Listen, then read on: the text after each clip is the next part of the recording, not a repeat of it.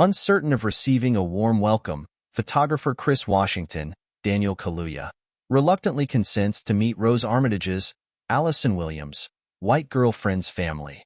While traveling to the families, they hit a deer on a rural estate and report the incident. Rose steps in and prevents the interaction from being documented. You don't have to give him your ID because you haven't done anything wrong. When the white police officer asks for Chris's identification despite the fact that he was not driving.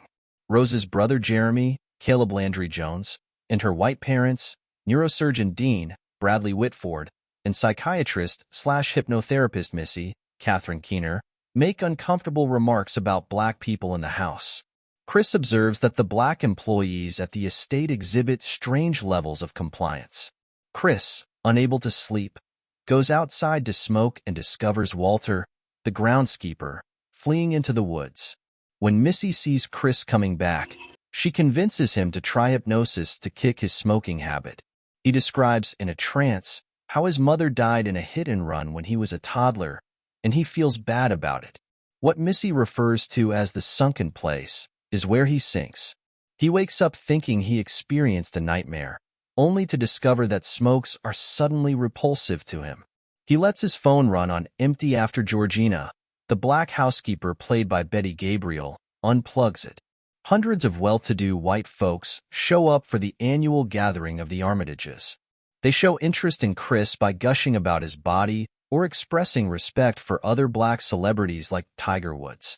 Chris encounters Logan King, Lakeith Stanfield, yes, a married, much older white woman's husband and a black man with peculiar behavior of his own. Chris talks to his friend, Little Rel Howery, a black TSA officer, about the hypnosis and the peculiar actions at the house. And it could be a whole bunch of brothers they got already. What's the next move?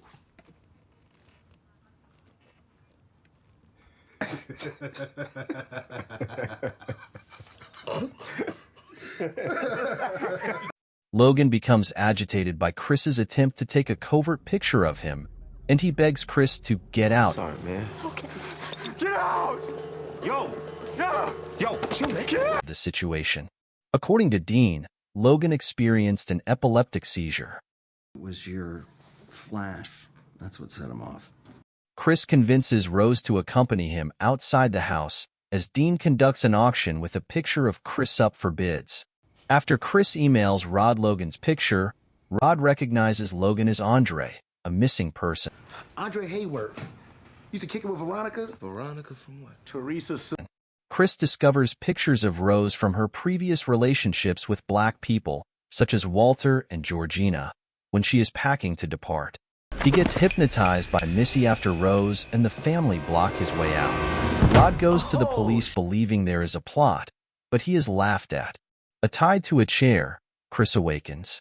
A film showcasing Richard Hurd as Rose's grandfather Roman reveals that the family transplants white people's brains into black bodies, leaving the host's consciousness in the sunken place, where it watches helplessly.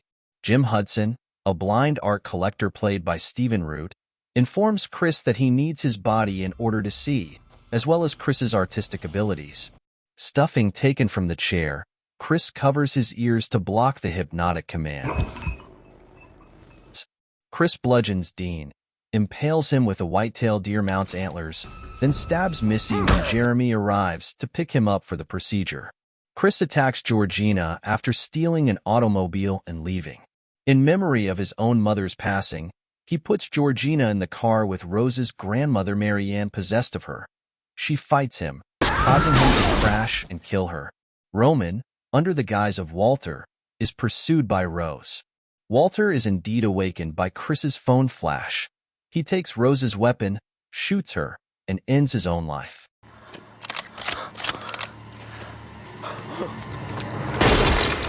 Chris starts to choke Rose, but he can't bring himself to murder her.